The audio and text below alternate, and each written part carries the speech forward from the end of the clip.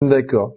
Alors, d'après vous, quelle est l'erreur fatale du débutant type et quel est le meilleur conseil que vous donneriez à quelqu'un qui voudrait résoudre ses problèmes de sexualité? Alors, la première erreur que font la plupart des gens, des hommes, mais aussi des femmes, hein, c'est de se mettre trop de pression. C'est-à-dire, c'est de mettre trop d'enjeux dans la relation sexuelle. Donc il faut enlever déjà toute pression. Il faut que l'acte sexuel soit le plus naturellement possible et si possible soit fait par amour et non pas uniquement par, je dirais, pulsion sexuelle.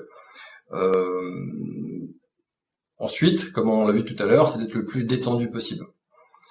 Donc si on ne se met pas de pression, si on se met zéro pression et qu'on fait l'amour tout simplement pour être bien avec la personne et qu'en même temps on est très détendu, il y a de fortes chances que ça se passe bien et pour l'un et pour l'autre. D'accord. Eh bien, merci Jean-Luc pour toutes ces précisions.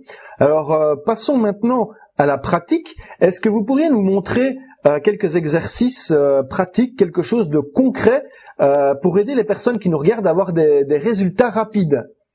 Oui, alors très bien.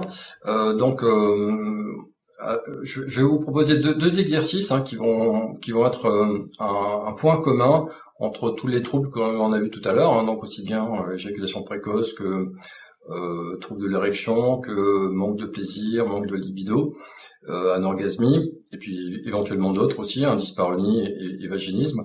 Donc c'est déjà, donc comme on l'a dit tout à l'heure, l'art de la détente. Donc il faut déjà apprendre à bien se détendre. Et puis ensuite, il y a un muscle important que l'on a, et hommes et femmes, qu'il va falloir apprendre à repérer, à connaître, et à muscler, et à s'en servir aussi. Donc je vais vous proposer ces deux exercices-là. Donc le premier, c'est tout simple.